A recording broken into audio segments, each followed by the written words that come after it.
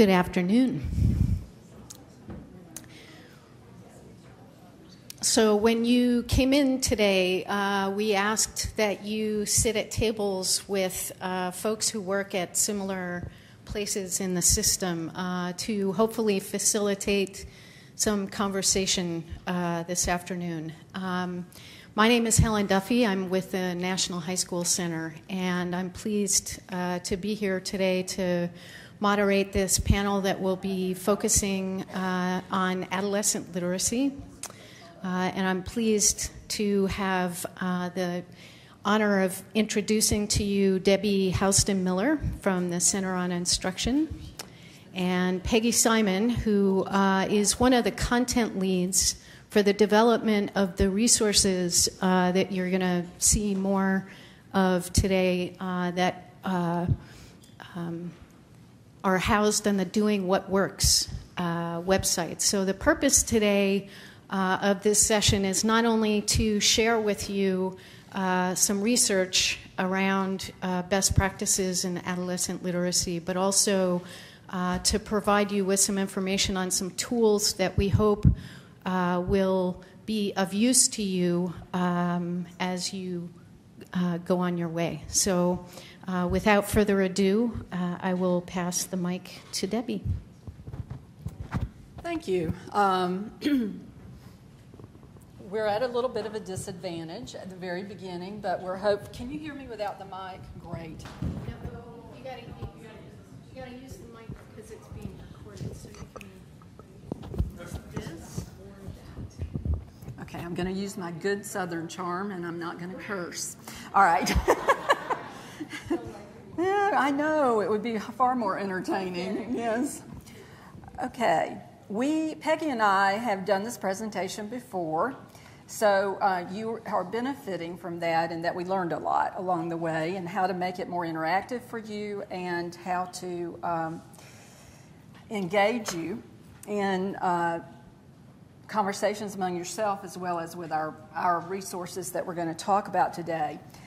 As is typical when you coordinate things from multiple sites, there tends to be a little miscommunication.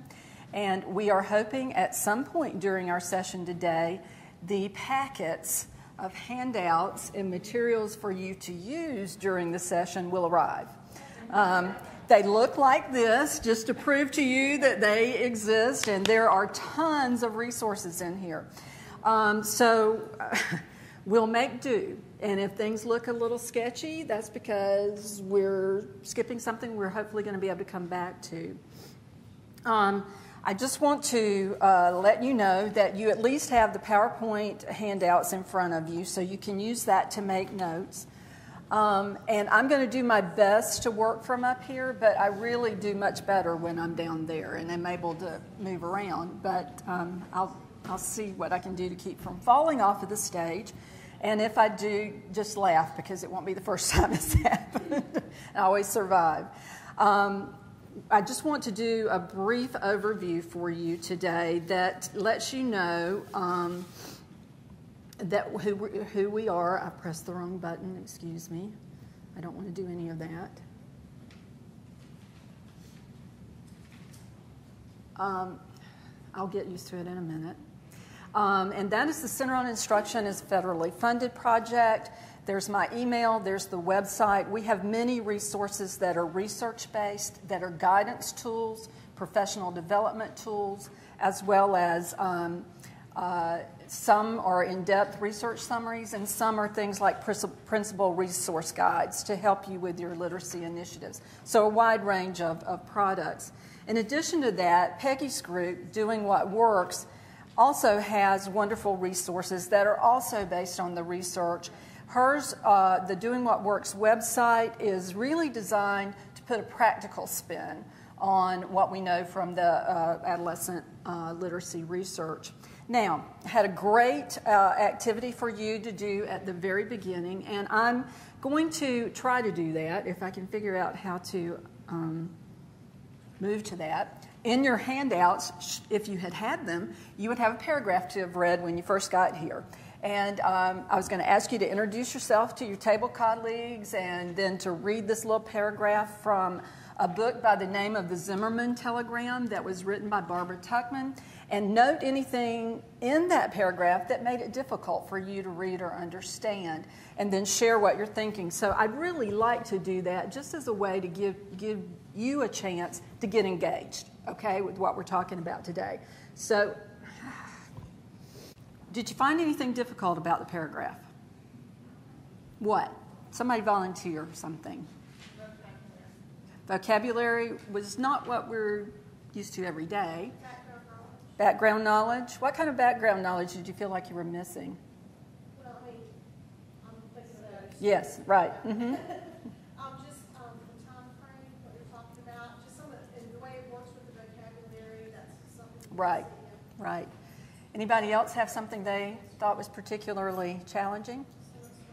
Sentence structure is pretty sophisticated, isn't it? So you need to know something about text and text structure. You need to know that this is literary nonfiction and it is persuasive text. And the way we might know that is when the author gives us a clue that past the halfway mark of a war that had already ground through 30 months of reckless carnage and no gain. I mean, that's pretty clear that the author has a stance on this. The prior knowledge is, this is from World War I, set in World War I, and you need to know what life was like and what military operations were like in World War I. You also ran into a lot of vocabulary, sophisticated academic vocabulary, just using things like they examined something, it was significant, and that kind of thing. But you also ran into some words that aren't familiar. And, you know, if you knew anything about, if you knew the word premonition, you might have a sense of what premonitory might mean, but you'd still be guessing, is my guess. You also need to know about what a wireless intercept was. You need to know what the wireless basket, the wire basket would do. That's the World War I version of the end basket, you know, that we expect on our computer. You need to know what a pneumatic tube is. You know, it's compressed air. It's the kind that we send at the banks when we make deposits and things like that. So you need to know a lot about words to be able to even have a sense of this. And so the reason that I chose this is because this text is about the actual Zimmerman telegram, that when you get your handouts for the session, you will have the actual telegram on the back. And it is a primary reason that the United States entered World War I. I won't go into it now because we don't have enough time, but you can, when you read it, you'll see that the Germans were approaching Mexico to try to get them to join on their side, and they, as a reward, if they did, they were going to give them Texas and Arizona territories after they conquered the United States. That's the simple version, but so there are lots of information that, should you be using this type of text, which many history teachers might be in their classrooms, there's a lot of preparation that they need to know how to do. So I'm going to do my best to disguise some of my technological lacking and scoot right through these opening slides. I need to say that this is being sponsored by the Center on Instruction and Doing What Works, and we are a United States, funded by the United States Department of Education. However, you cannot assume that they endorse our work, even though they fund us. That's just something we always have to say. Excuse me. Oh.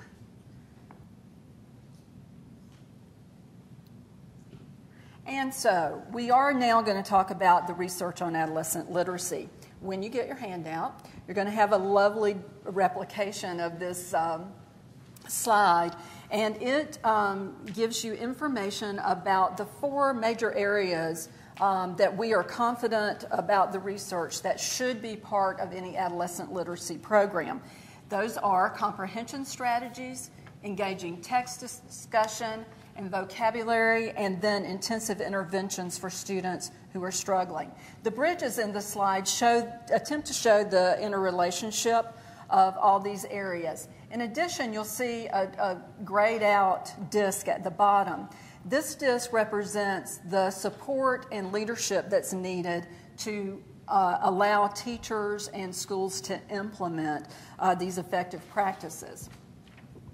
So I want to start out by quickly going over, in our work, we talk about 3 major goals of adolescent literacy, why it's important and why we should attend to it, what we're trying to accomplish in adolescent literacy. And so the first major goal is literacy proficiency for all students. Now, you may be sitting here thinking, well, we have students that are pretty proficient, and they're doing just fine. It's the struggling readers that we're concerned about. However, from the research, we know that it's really important to focus on continuing to develop literacy for every single one of your students. That's particularly important as we embark on implementation of the Common Core state standards. But even if we weren't doing that, it would still be critically important.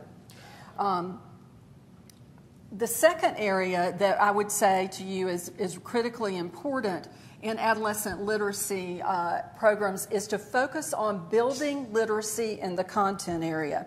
You know, all of your students spend their days in content area classes for the most part.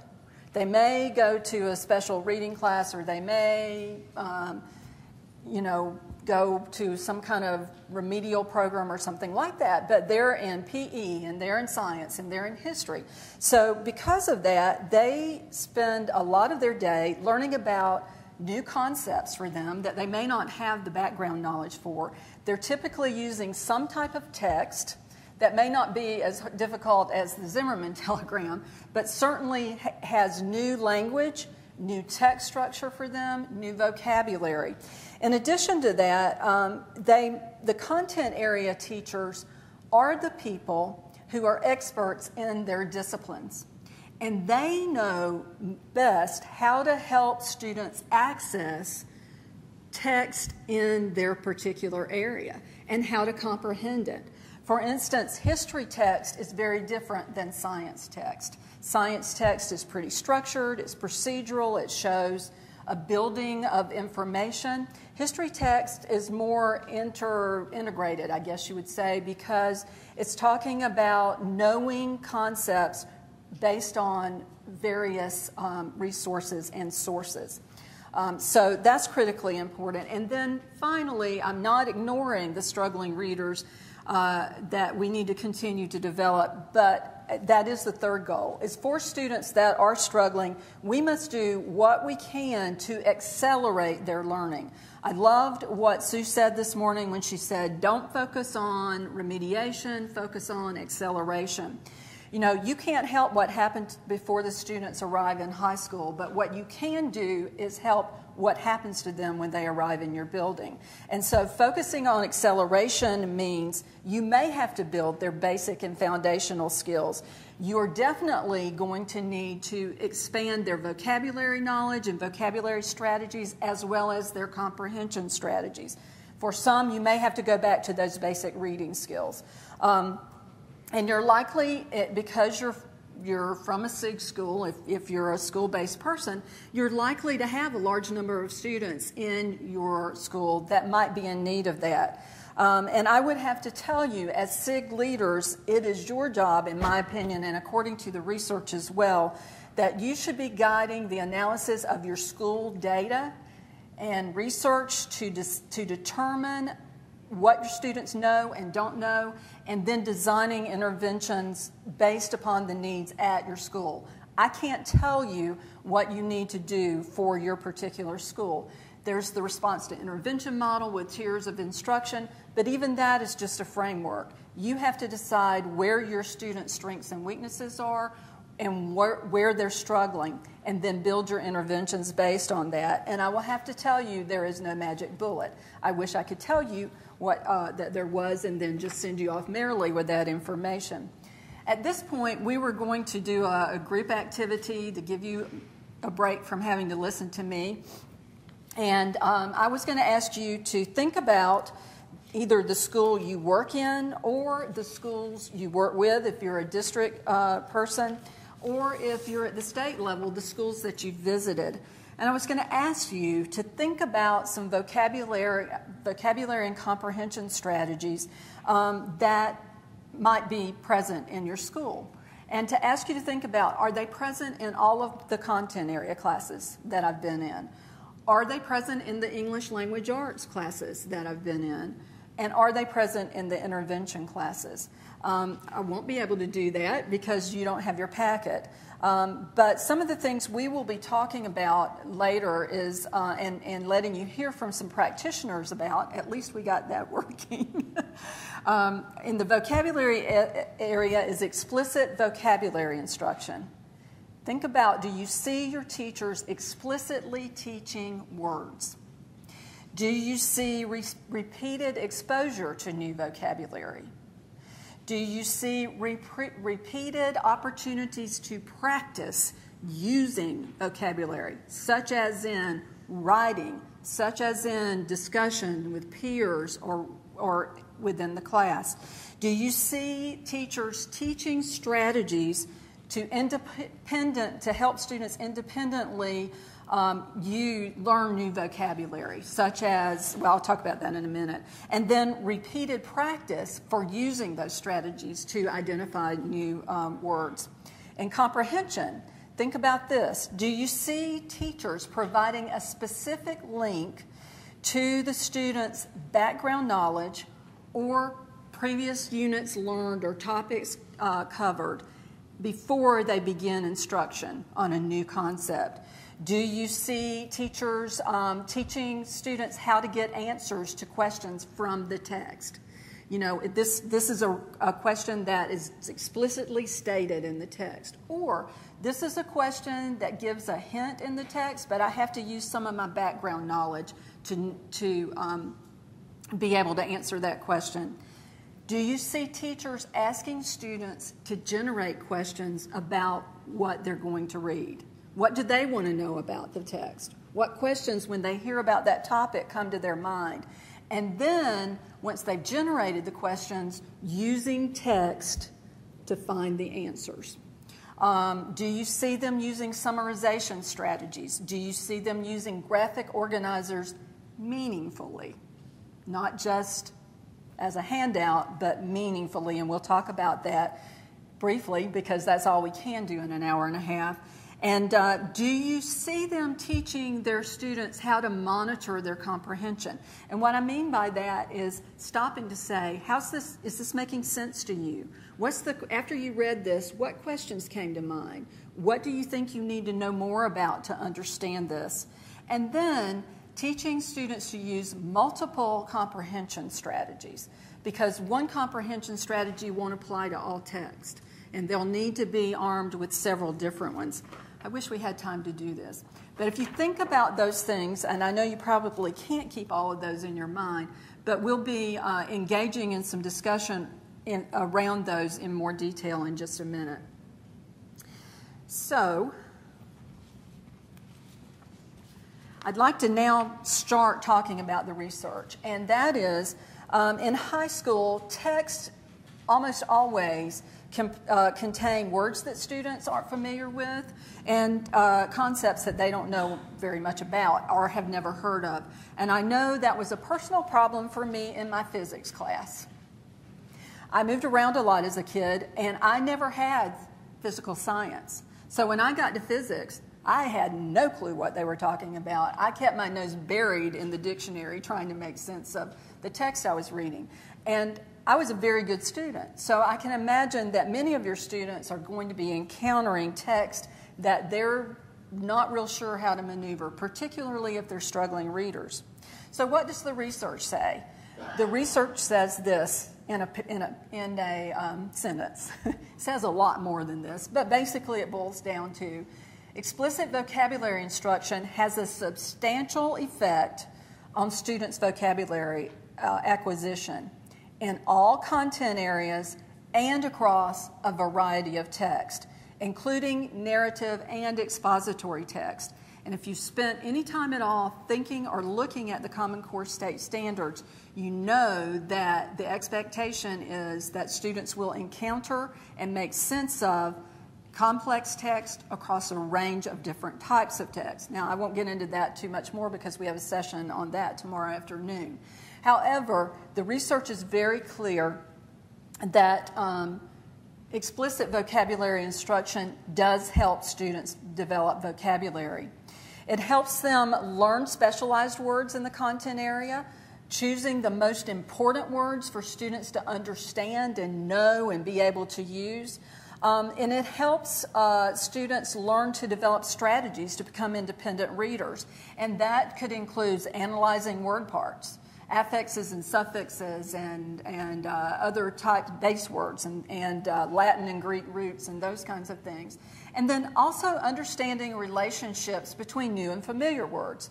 You remember when we discussed the Zimmerman telegram, I said if I knew about premonition, I might have a clue about what premonitory means. That's exactly what that's talking about. So helping students think about what they already know and how that might help them figure out a word they don't know. So what should teachers do? Well, across all content areas, they should integrate vocabulary into regular classroom lessons, particularly those words that are critical for students to understand the concepts and to be able to make connections within that content area, topic, concept, or unit. They should provide, and this is really critical, repeated exposure to the words and repeated practice using the new words. Having a student write a word 10 times and look up the definition in the dictionary is not going to help that student learn that word. What you want to do is to have them try it out, to use it in their writing, to use it in small group discussions, and then also explicitly teach those vocabularies such as using a thesaurus or using a dictionary or root words and those kinds of things to help them become independent. Because here is the bottom line. Even though it's important for teachers to teach specific words, they can't teach all the words a student needs to know. There is no way. And so it's really the combination of those two things that is most powerful. What I'd like to do right now is give you a break from listening to me. And everybody, cross your fingers double. I need your help. Come on. Let's hope this works. What I'd like to do right now is let you hear from a practitioner. This is a middle school math teacher, and she is going to talk to us, I hope, about how she teaches vocabulary in her math class. I will also mention that Maureen Ferry is the teacher, and she is a teacher at a KIPP school, and you have, are they here? You will have an opportunity to hear from the KIPP co-founder tomorrow morning. So if you like what you hear her talking about, you may want to hear what he has to say, because I would imagine he'll talk about professional development. So here we go. Let's hope this works. Oh, no. Shoot, it worked before.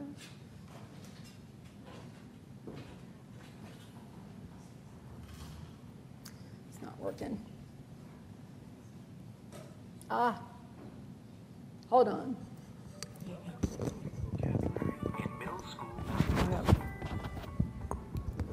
My name is Maureen Perry, and I am a 7th grade math teacher at KIPP SFA Academy in San Francisco, California. At KIPP, we are trying to make vocabulary instruction in math a school-wide thing by using the vocabulary journal across the school, across all math classes, by teaching the students in 5th grade that vocabulary is an essential part of math. They're used to that. They understand it, and then by the time they get to 6th grade, 7th grade, they're comfortable using their vocabulary journal, and their vocabulary is probably going to be much stronger. Every Monday, I directly teach at least 5 words per week. I present a PowerPoint and my students write their terms and descriptions and examples in a vocabulary journal. Students set up the vocabulary journal with a table of contents. They separate the main section by class, and then they also have an index. And so each class has its own table of contents where they just write the words, and then each class has a section. For instance, all my students use just their math section in their vocabulary journal in my class, but they're using the same journal in all their other classes. And for every word, each student enters in a description of that word, and then either an example or drawing of that word. And by the end of the week, I have my students enter a new insight, so something new they learned about that word throughout the week. To give you an example of a word that we use today, consumer, my definition was any person that purchases something for personal use or consumption. And a student's description that they shared in class was any person that buys something. I checked for understanding of their vocabulary in class by engaging in discussions with students, with particular students, and by walking around and spot checking their vocabulary journals. At the end of the week, I also assess my students on the vocabulary for that week, and at the end of every unit, they have a unit vocabulary assessment. I want to give students the opportunity to engage in conversations around the words, and so I often give them opportunities to work together in pairs, to play games, to discuss the words, to share a sentence, for a couple of reasons. One, it gets them talking about the word. Two, often when they share a sentence or an answer with their partner, and they check it with their partner, they're more likely to raise their hand and want to share it with the class. And then I also strategically call on students to share out examples or sentences to check for understanding. I use a lot of vocabulary games in class really to get my students talking about the vocabulary and using it in common language. I want to engage them in conversations around the vocabulary words. I think it's really important that students are practicing vocabulary in their homework. So I reinforce vocabulary on a daily basis with their homework assignments. In addition to their skills homework, or whatever skill we're working on, they also have vocabulary. I don't want this vocabulary homework to be necessarily challenging to them, but I want them to be practicing with the words that they're learning. So every single Monday night, students are doing a spelling activity with the words. They're called letter pyramids. Every Tuesday, students are completing a closed list, so they're filling in words into sentences that are part of their packet that they get every week. Every Wednesday, my students create a crossword puzzle. So they write clues for the words, they set up the words on a crossword puzzle. Thursday, they swap those first thing in class to get practice with the words. And Thursday, for their homework, they add a new insight to their vocabulary journal. To help my students to determine word meaning, I often use roots, depending on the week's words. So for instance, when we had percent and we were doing a lot of percent conversions, I wanted my students to understand what the word percent really meant. So we broke it down. What is cent? Cent is of 100. Think of other words that have the root cent. And so students thought of century, students thought of cent out of $1. Breaking down the word percent helped them better understand why you move the decimal 2 places to the left when you're representing a percent as a decimal. It's always of 100. It's always in the hundredths place.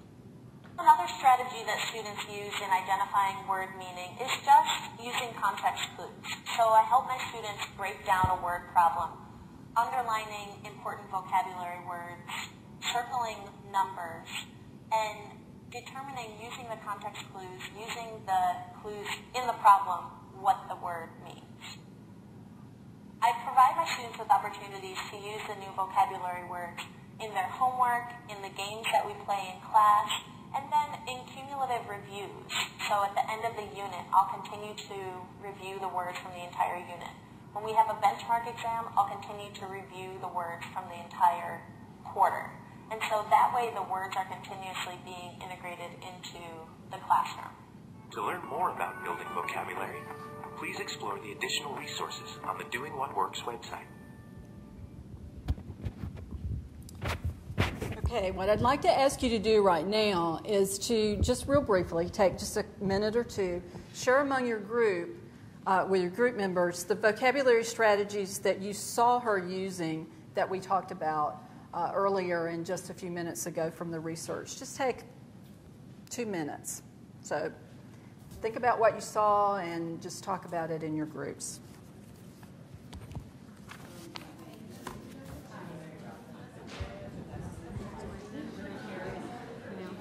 There's locked in a storage closet or something. Well, hey, this is called education.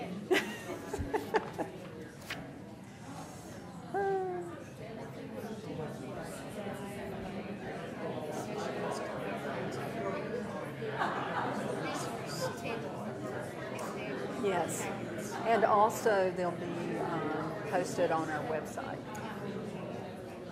after the meeting. Did we post all the handouts last time? I think we did do all of the handouts last time.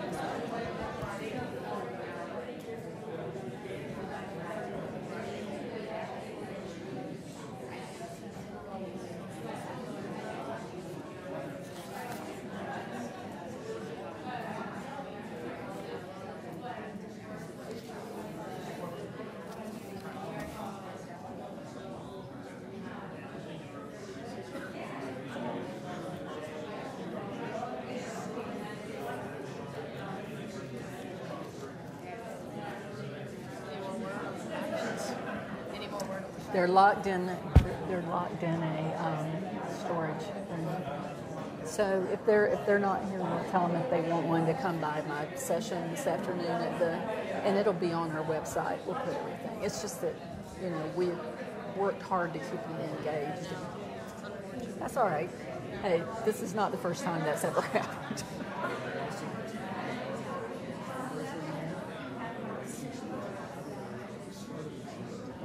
Looks like we may have some. Great.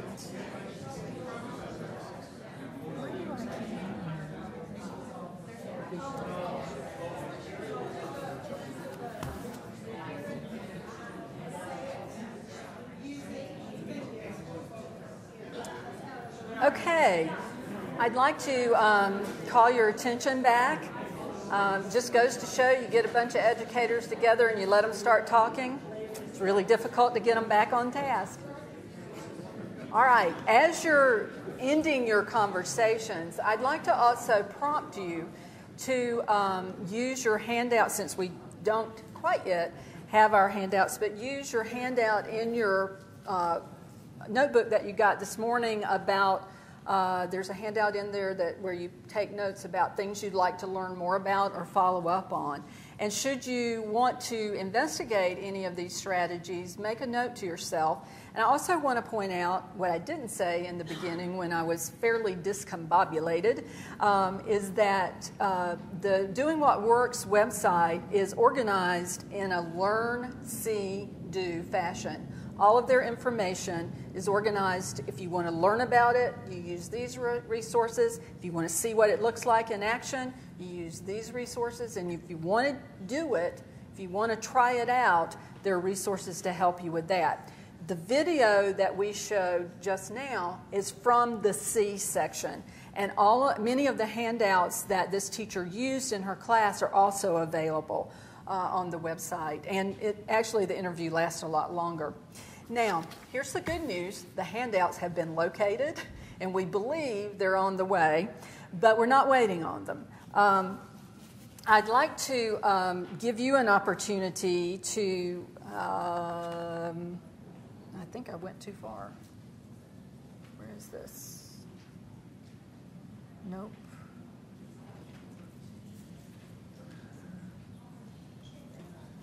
Ah, great. Good time, yes, yes. But I don't, okay. I don't see where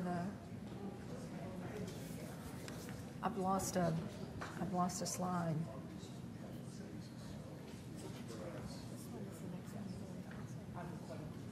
Ah, okay. Yeah, you're right. Okay. I'd like to just give you a really brief statement like I did before, a one-line statement about the research base for comprehension. And that is, there is very strong evidence to support the use of direct and explicit instruction in comprehension strategies, and teaching students how to flexibly use those strategies and knowing when to use an appropriate strategy. What makes comprehension so challenging is that there's a huge variation in skills, in comprehension skills in any classroom. And it varies by the nature of the content that's being taught. Remember how I mentioned earlier that content area literacy was such a challenge and we needed to improve proficiency levels for all students? That applies, you take me and I took British Lit and things like that in college to keep my grade point average up, but I certainly didn't take that extra physics course in college. So there's a huge variation in skills. There's also variations in text complexity and disciplinary demands in the text that students have to interact with. And also, there's the issue of motivation and engagement. Motivation, there's research to prove this, and is it news to anybody in this room that when students hit middle school, their motivation to read begins to drop? Anybody surprised? If you're surprised with that, would you, I mean, we've known that for years, but there's research to support that as well. And so the way that you address motivation and engagement is to give meaningful learning goals. Tell students why they need to learn this, how it's going to benefit them. Also give them options and choices within that.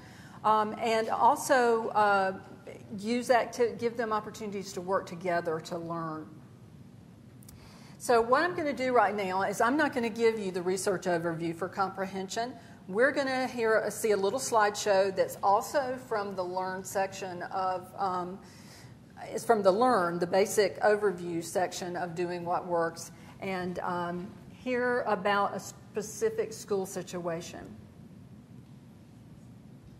And here are the parts of the Learn What Works website. So let's get going. Oops. There we go. Okay. Welcome to the overview on effective strategies to boost reading comprehension. Allie has read the same paragraph 3 times. Every time she gets a few lines in, she glazes over. Frustrated, she puts her homework aside and grabs a magazine.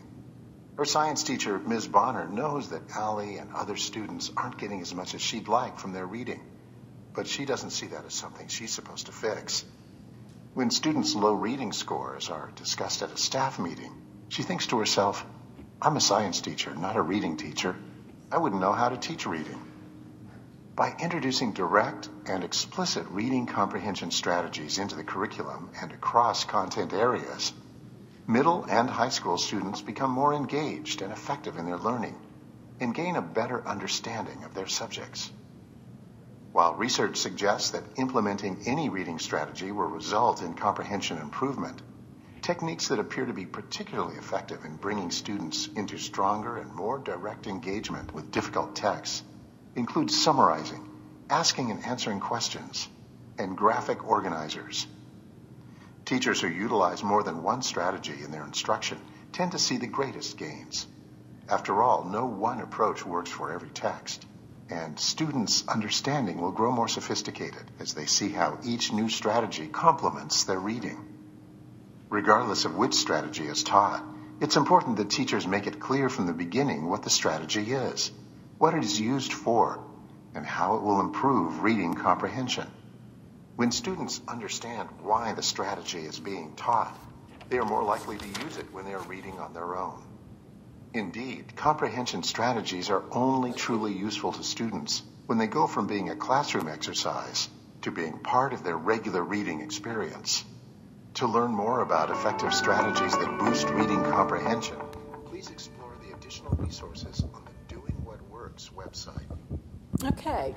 I'd like to get you introduced to your packet that we've been waiting not very patiently on. You've been waiting patiently. I, on the other hand, have not been. And within your packet on the left side, there's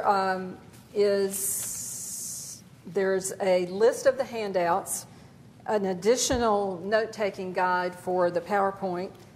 The green sheet is your Zimmerman telegram paragraph, and the adolescent literacy chart. And I have lost my copy because I moved it. But you should see a yellow sheet, I think it is, with an ivory chart, an ivory colored handout that's just one page. Looks like this. It's the long view. And this is the list of vocabulary and comprehension strategies that I read off to you and that I was going to have you make notes on and engage in. But I'd like for you to think about what you heard the speaker talking about, and note any of these strategies that you heard the scenario from the school mentioning that they were going to use. And again, spend just a minute to talk among your group what you saw or heard. I don't know where mine is. Oh, here we go.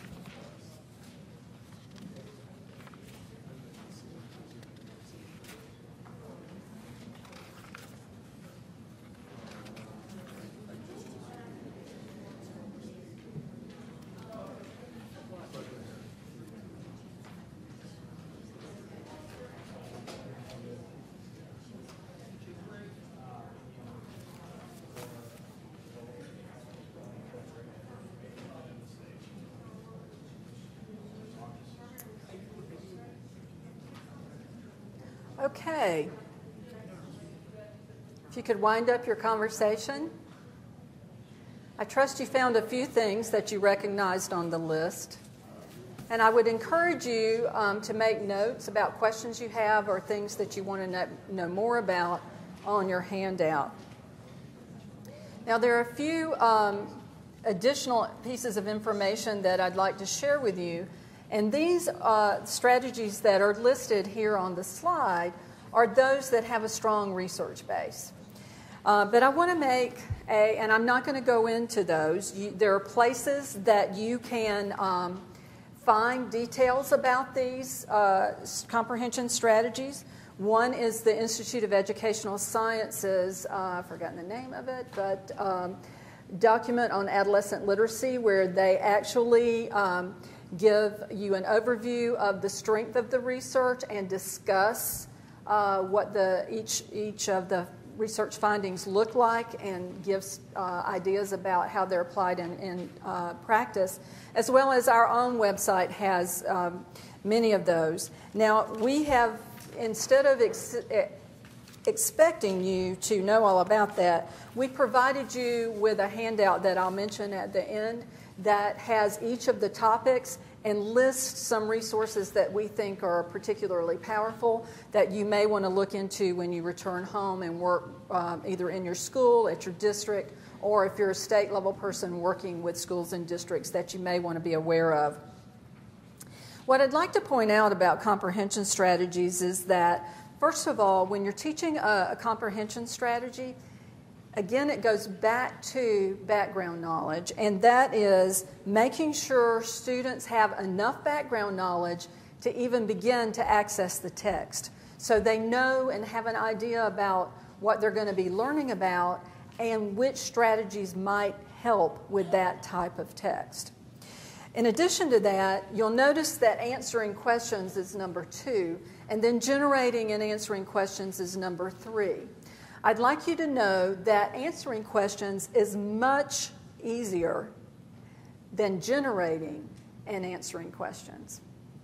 However, generating and answering questions has a much more powerful impact on comprehension. And most of the research in this area has been done in science and social studies. So it is a critically important content area strategy. We've talked about using multiple strategies and having students know when to use multiple strategies. But there's an important thing for a leader to know as you're planning introducing comprehension strategies at your school. And that is, you must teach each comprehension strategy individually, teach the teachers, and then teach the students. Once the students are able to use that one, then move to another. I wouldn't use more than 2 or 3 in a year, or maybe in 2 years, depending on what your staff and how competent they are with adapting to new strategies. I'll just leave that there. And also, once you've taught those strategies, then you move to teaching students how to choose which strategy works best. The other thing is about graphic organizers, and I mentioned this earlier and said I was going to talk a little bit more about this. But graphic organizers are great tools. They can help you teach students about text structure. They can help you teach teachers how to summarize information and identify relationships between various texts, particularly in areas like history, where you have to use multiple sources. And they're also great study tools. However, they do have different purposes, and one graphic organizer does not fit all text. And I'll give you an example of that. The research that we have on content area teacher use of strategies is that content area teachers may not see how strategies or graphic organizers or any of those things we've talked about make a difference in their content area or how they could be applied. So some strategies are more, it's important for you to take back with you that some strategies are more useful in particular content areas than others. And additionally, sometimes you need to modify them a little bit to make them really meaningful to the students. And you probably can't read it very well, but this is an example of a generic graphic organizer that is to help students think about the position reason text structure. And it just has the position, reason number 1, 2, 3, and then a fact and our example to support that. The graphic organizer on the right side has been modified for a U.S. government class. And they are studying about court rulings that impact laws and how we govern ourselves. And so instead of position, it says the case and the court's opinion. And the students write those things in. The circles are holdings of law that the court used to come to that position. And then the rectangular boxes are places for students to write the court precedent that was used or the event that made the court decide on the particular court ruling. That is a sophisticated way and very effective way to teach about laws and structures of government in the United States. However, it's pretty sophisticated. And I would say that if you want teachers to be able to use this effectively, they are going to need ongoing support to be able to do this. They're going to need help and collaboration with their colleagues so that they can problem solve together, figure out what went well, what didn't go well, and they are also going to likely need access to someone with expertise in how you modify these generic strategies to apply in their classroom. So if you're thinking about those, remember that professional development to implement these things needs to be provided in an ongoing fashion and with access to resources. I'm going to introduce a topic now that won't surprise you after this morning's session, but often surprises people, and that is how important writing is. We know that from a document entitled Writing Next, that writing is an important component of a child's literacy education, but we also have information to tell us how related writing and reading are to each other. And I'd just like to point out to you that many of the strategies that I mentioned earlier have a writing component to them. For instance, on the graphic organizer, what's the student doing? They're writing information down. On summarization, they're either talking about what they read or they're writing a summary themselves. And so having students to respond to text that they've read has an extremely strong effect size. And all that effect size means is it's the strength with which the research supports the use of that strategy or shows that it works. And so having students respond to text in writing is extremely powerful. So Sue was right on target with emphasizing that across the board in all of her classes. Having students write summaries of text is also very powerful. Having students write notes about a text is also in the right at the top of the moderate range and into the more powerful range. And then having students answer questions about a text in writing or create and answer written questions about a text is in the mild or the lowest level of strength. However, I would point out to you that most of the time there's the research between comprehension strategies and this type of writing is very intermingled. And when you pull the research out that supports just that, it's not as strong because there's not as much of it, because you have to take it out of, they're also teaching them comprehension instruction. But I will also remind you to get an effect of any type in an educational research setting is almost next to impossible, because you're working in schools where you can't control everything the teacher does and all of those kinds of things.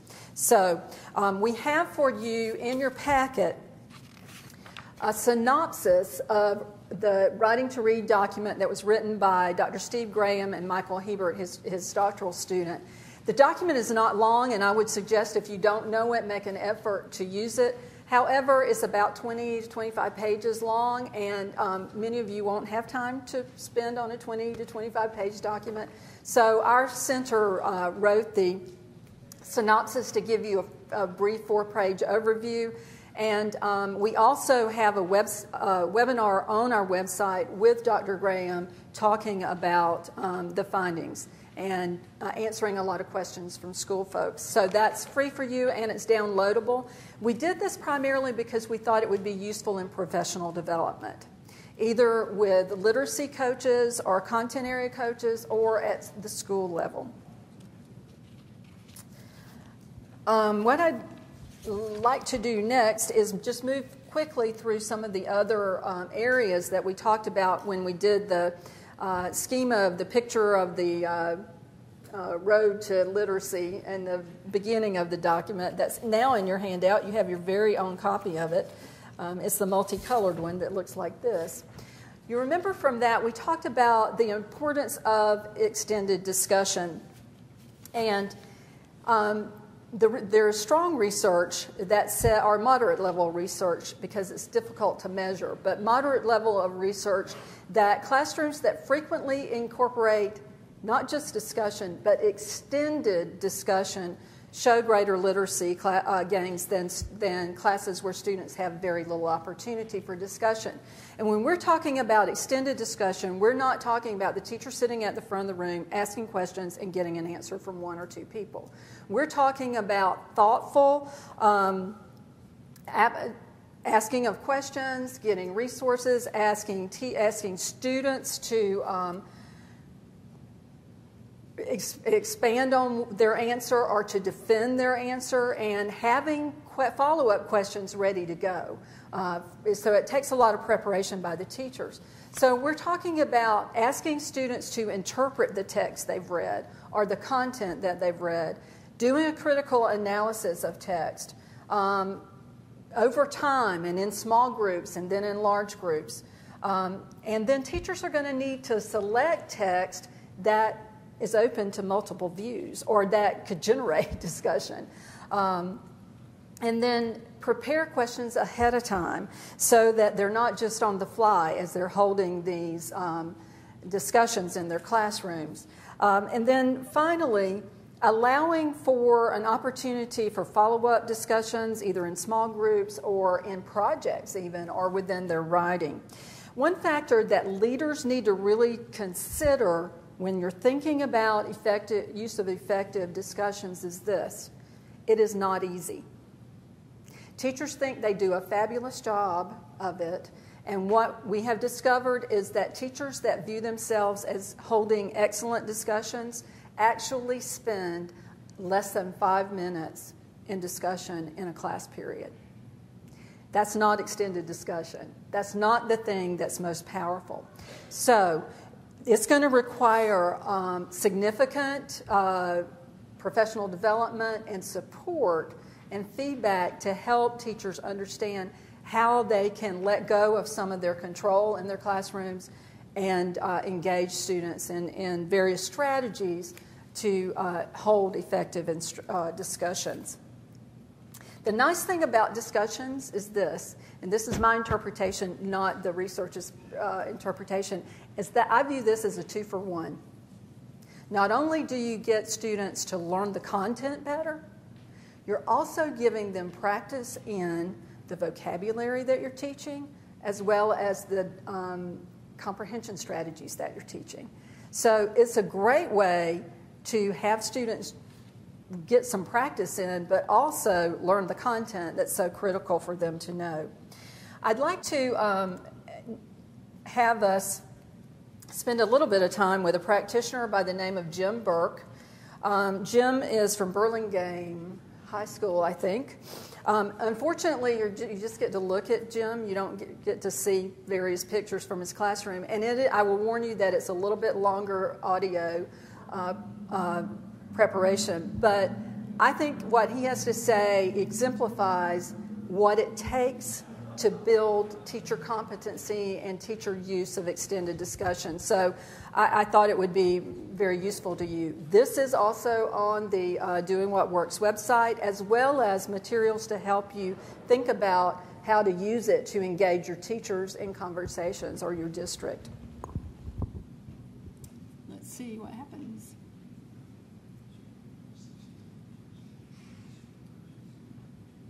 Whoops.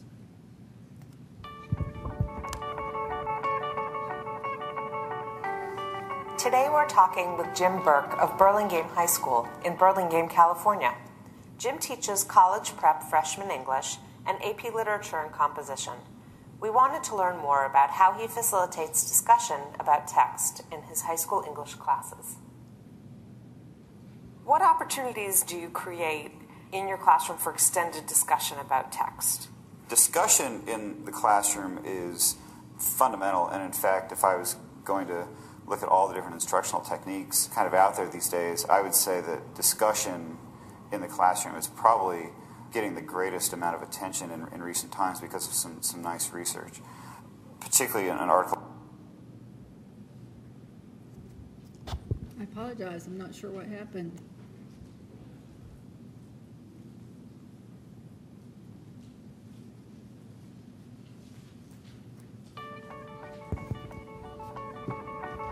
It doesn't work this time, we'll just skip Today it. we're talking with Jim Burke of Burlingame High School in Burlingame, California. Jim teaches college prep freshman English and AP Literature and Composition. We wanted to learn more about how he facilitates discussion about text in his high school English classes. What opportunities do you create in your classroom for extended discussion about text? Discussion in the classroom is fundamental, and in fact, if I was going to look at all the different instructional techniques kind of out there these days, I would say that discussion in the classroom is probably getting the greatest amount of attention in recent times because of some nice research. Particularly in an article by Martin Nystrom, he found that the average English teacher in his study incorporated discussion into their English class 1 minute a day. And what was most telling about that was that even 1 minute had a measurable and appreciable difference in terms of comprehension and engagement. And what he found in his study was that effective classroom discussion, by which he means it has to be structured, people have to have roles, it's got to be focused, it's got to be intentional, people have to come out of it with a result to report out or whatever, was consistently the most effective in terms of engagement, comprehension, and retention. So that's had a big influence on me as well as some others. I try to incorporate reading, writing, and speaking kind of as a set and note-taking as often as possible. So the kids are pretty much talking every day for some portion of the period. You have to think about talk as serving different purposes. There's talking for comprehension, which might mean everybody read this passage or this poem or something like that and jot some thoughts down and then turn to a neighbor, as we did the other day, and talk just about those parts that you don't understand. It's always got to be intentional. So last week, kids read text of Barack Obama's 2004 Democratic Convention speech, and they had to look for examples of figurative speech in there because we were discussing that. I asked the kids to read that speech and to annotate it, focusing on figurative language, but I was also using the speech as the basis for discussion. So they were reading and then taking notes to prepare for a discussion about a larger question. So what I'll do is I'll give them, in this case, sort of a 3-column graphic organizer, actually more of a structured note-taking sheet that asks them to identify the example in one column of the instance of figurative speech, in the middle to explain what they think it means, and in the far right column why they think the person used that or what effect that has in the speech. So I'm often trying to create something like that as the basis for a highly organized piece of academic writing. Would those notes also potentially be used to facilitate discussion?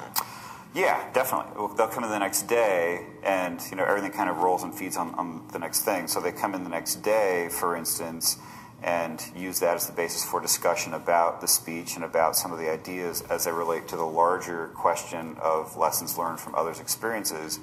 So one of the other techniques that I do is to organize the class around larger ideas or questions. So the big question that we've been reading to answer and to think about lately is, what are the lessons that we can learn from our own experiences and those of others? What are some of the things that you do to create a safe and supportive environment that is conducive to class discussion? It's really important to create a safe environment in which to have these discussions. And in a class like this, it's particularly important because out of 33 kids, I have about 9 kids who have IEPs for a variety of speech and language processing disorders. So these are not things that are easy and come comfortably for kids. So one, I think you have to create the conditions of safety and comfort for that, and that has to be done early on by helping the kids get to know each other and kind of establishing that climate. Number 2, I think sometimes we assume that kids know how to participate in academic discussion. I think we tend to assume that we can just sort of come in and say, so what were your thoughts about that text? And they'll just jump in, when in fact, drawing from my own experience, my father dropped out of high school in the 9th grade. I come from a very non-academic background, and we don't realize sometimes, as we start to look at issues of academic literacy, how many skills are invisibly folded into the academic enterprise. The participating in academic discussion, what do you say? How do you say it? How do you respond to each other? So sometimes, what I have to do is start by asking the kids to generate the kinds of questions. One of the things that I'll write on the board a lot is cues to ask. So I might say, what are the questions that we should ask when discussing this text? And then use those questions to kind of anchor, and then others, we might not go back to all of them, but at least it kind of helps them to get prepared and kind of lay the foundation for the effective discussion. I create a lot of these opportunities for the kids to discuss the texts for the purpose of increasing their engagement, because learning is inherently social. And I also think that kids need to learn how to participate in discussion. I think in the workplace, in their adult lives, they're always going to be asked to engage in discussion in a variety of types of ways, and they certainly need to be able to do that to succeed in the academic environment as well. All right. I would have liked to have had Jim Burke teaching at my high school. I don't know about you. Uh-huh. I just want to mention that you can see that he mentioned web paging template, and that's included here as a sample experience. So you can hear his whole interview and get his note taking templates, and he also has a website, which I believe we have listed there, because he has an incredible selection of graphic organizers and templates that he shares with people. That's a great example of the type of material that's available on the Doing What Works clearinghouse. I mean, not clearinghouse, the What Works, Doing What Works site. That for each of the sections, whether it's the Learn section, See section, or Do section, there are lots of practical examples that go along with the information that's there. And that's one of the reasons we've integrated this into this session, is to make you aware of that. That plus the fact that we were not able to get practitioners to participate with us. So we had these videos, and they're great. So I was going to bring that up too, Peggy, so that's great that you did. So far, we focused on content area improvement, content areas to improve instruction for all students at the school, because that's where they spend their day, is in content area classes, earning credits, taking courses to hopefully be able to graduate on time. But I said earlier that some of your students are going to need intensive interventions to help them. And so let's spend just a minute with the research finding. The one sentence clearly is broader and bigger than that, but that is that struggling readers require supplemental instruction. They are not going to pull themselves by their bootstraps up and be able to move forward. They're going to need some intervention, supplemental or intensive intervention. You're going to also need to think about what does that intervention, and really intervention is just instruction. Please understand that nothing magical happens when they walk into the intervention classroom. We do not have wizard's hats, and we don't have a magic wand. What they need is explicit instruction that's specifically focused on where they are and how to move them forward in skill development. For some of them, as I mentioned earlier, it's as basic as phonics. It's as basic as learning to read words fluently so that they're not struggling with what is this word. They can then identify that word and begin to think about what am I reading about, so to focus on the comprehension.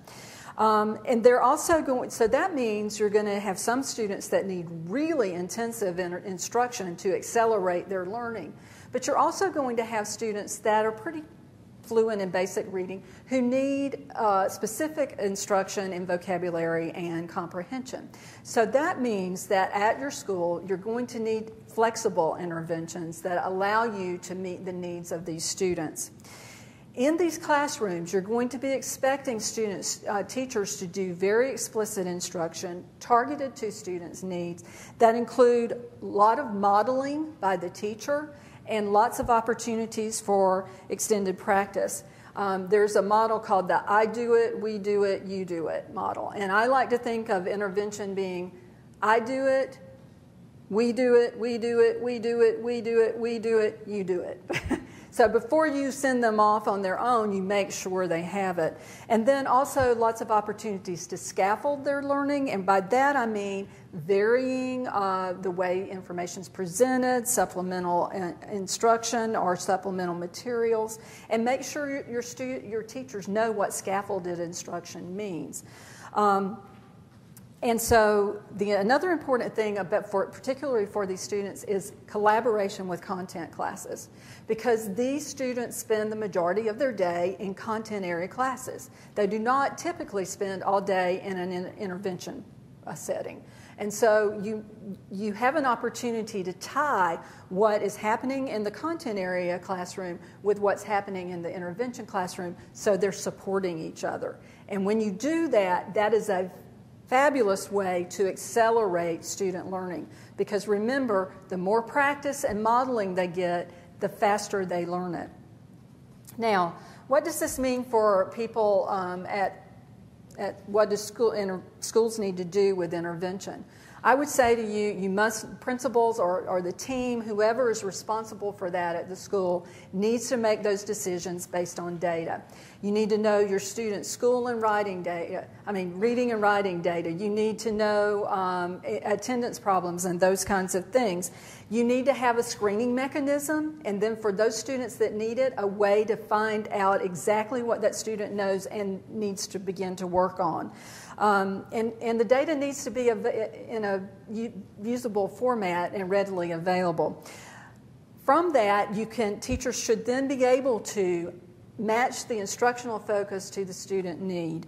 And it is important, critically important, for school and district and state leaders to know that interventions require flexible scheduling and alternate class arrangements, because once these students become proficient, you need to move them out of that intervention and get them back all their time in learning content so that they can graduate in a more timely fashion, and so they have an opportunity to succeed in those content-area classrooms. And I just have to say, remembering to figure out how you can give students credit for their intervention program. Sometimes it's an elective. In some states, you can actually give a graduation credit for it, but not many. That doesn't matter. You need to make it work in your particular school. And the district people and state people need to be helping schools problem solve that. Now, I told you in the beginning that knowing the research is one thing, but there are lots of things that are really important about leadership.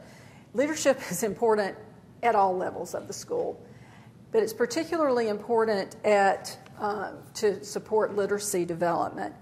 School leaders need to be knowledgeable about the reading components, and if you don't know about the reading components, you need to have expertise at your school that can help you understand what you need to be working on.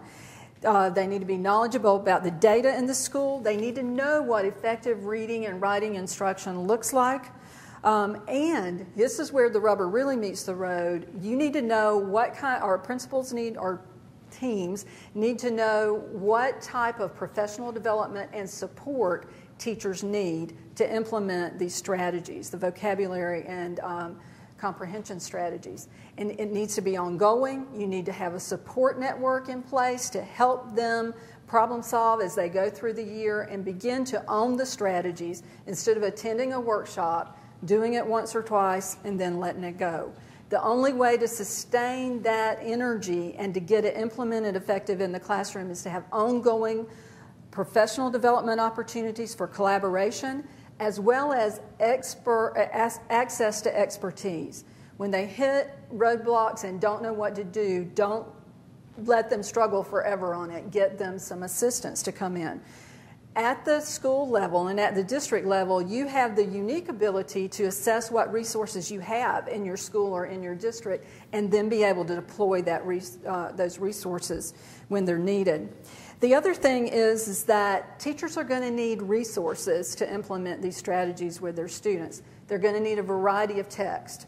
They're going to need some other types of materials that might not readily be available. The school librarian is a huge resource if you have one, because they know what's in the library that you already have, or they know how to access it via the web. I view leadership as setting the tone and aligning the literacy goals with your other school improvement goals, and making sure whatever you set as your goal, you're taking action steps to move toward that goal, and you're keeping data to tell you about your progress.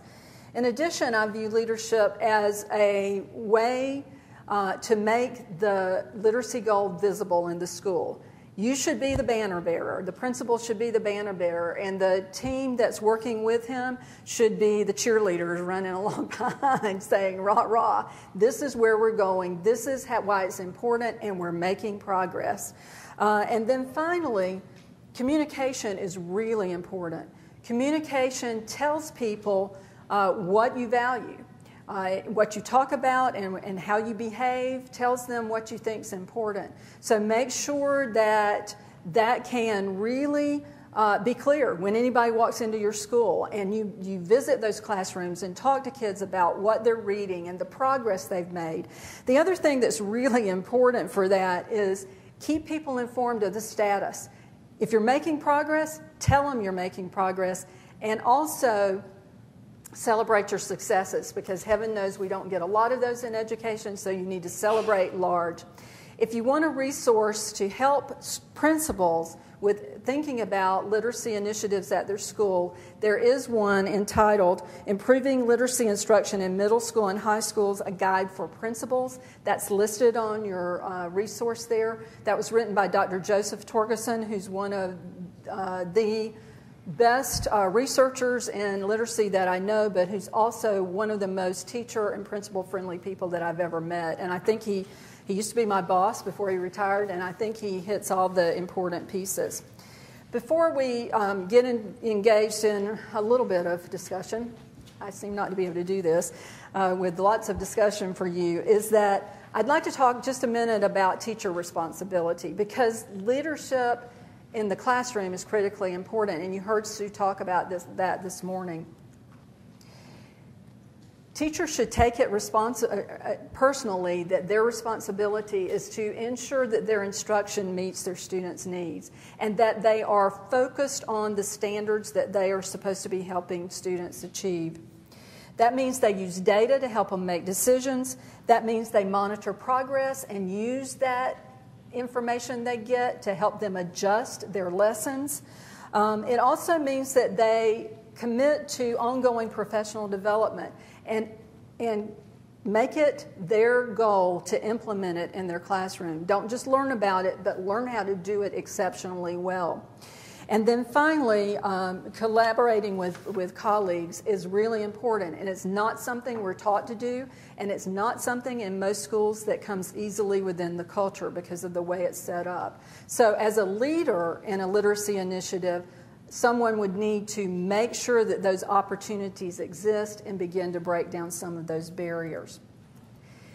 What I'd like to give you an opportunity to do is to spend just a few minutes thinking about the questions about the strengths and successes in your schools and why that's so, what resources that you found particularly helpful, and any challenges that you identified in today's session that you'd like to see if people at your table have any ideas about. Before I turn you loose on that, I will tell you that there is a handout in your packet that's yellow. And this is from the Doing What Works site. It is a planning template for working with schools. And it lists a number of areas that need to be focused on.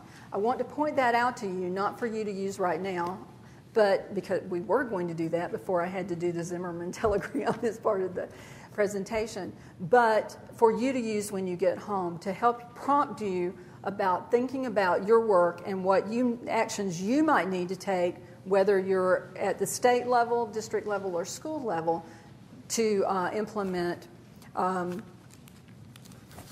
adolescent literacy initiatives or improvement in your school.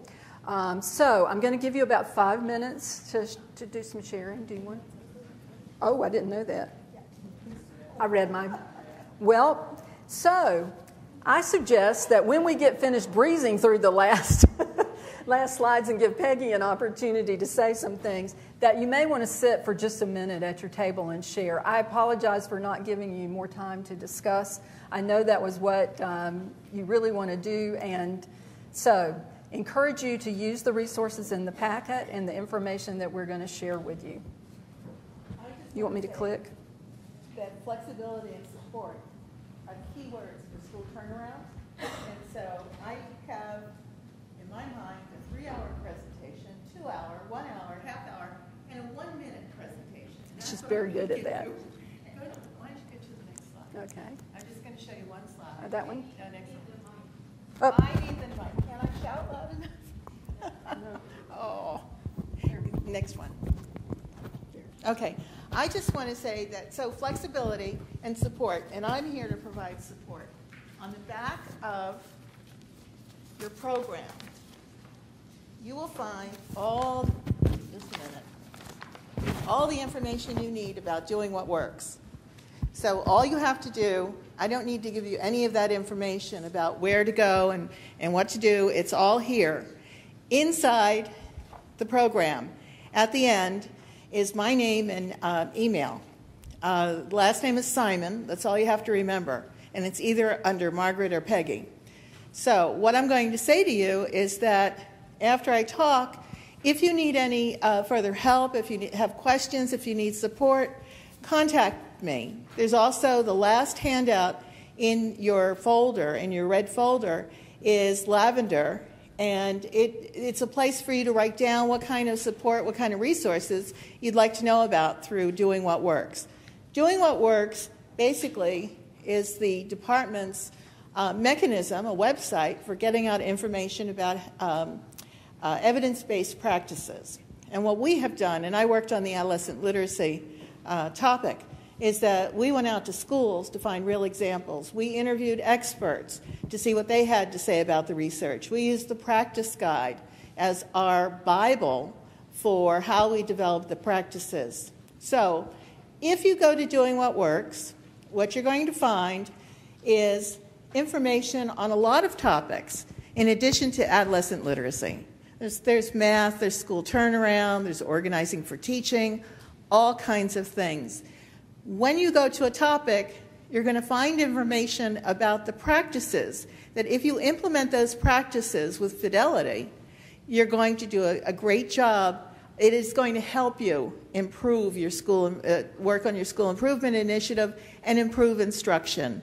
And the way it's set up, adolescent literacy, there are 4 practices, and it's all what Debbie talked about: vocabulary, comprehension strategies, text discussion, and intensive intervention. There are 3 sections for each topic. That's the structure, the learn, see, do model. If you go to learn, you will see the expert interviews, the multimedia overview that Debbie showed you part of. If you go to see, you'll see the interview with Jim Burke, the audio interview. You'll see the slideshow of the math class, sample materials that support that. If you go to the do section, do contains practical tools and resources to help you actually implement the practices. And you will find the planning templates that Debbie has mentioned, working with schools. There's one for working with districts and working with states. You'll find practical tools that will take you through how to plan a staff development, arrange for professional development, a whole range of things, self-reflection for teachers, for teams. There's so many resources. So you can see here, this one slide just kind of summarizes it all with the learn, see, do, the kind of materials you'll see. They're all geared towards helping you implement practices that work. Instruction is an integral part. I was very happy to hear that this morning, that instruction is the center point for school turnaround. So if you need help, Doing What Works can help you. We can, put down your needs. There are possibilities for us to come out and actually do some workshops, and especially if the group is large enough. It'd be hard to go to just one school, but you might have a regional meeting. You might have a district-wide meeting with some of your schools present. We can come out, me or one of my colleagues, to do a demonstration, a workshop on how to use these materials and how to fit them together to really help you. All the materials are downloadable. The tools can be adapted and edited for you to use to meet your needs. That's all I have to say.